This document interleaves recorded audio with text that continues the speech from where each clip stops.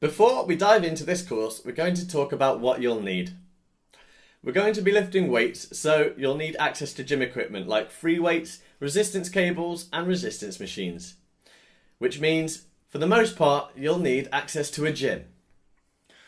You need to be wearing comfortable clothing and footwear.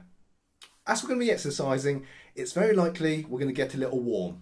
And whatever footwear you choose, you have to be stable.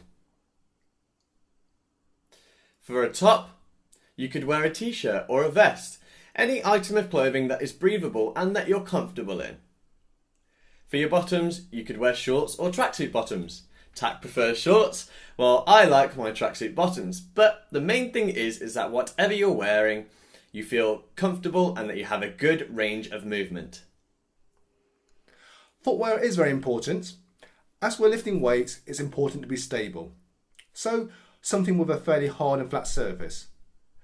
You don't want to be wearing a running shoe as they're designed to flex and have a good amount of cushion. Although you can get specific weightlifting shoes, as long as what you're wearing gives you stability and has a hard, flat surface you can push off, they'll be fine. Weightlifting gloves are an option if you're conscious about developing calluses on your hands.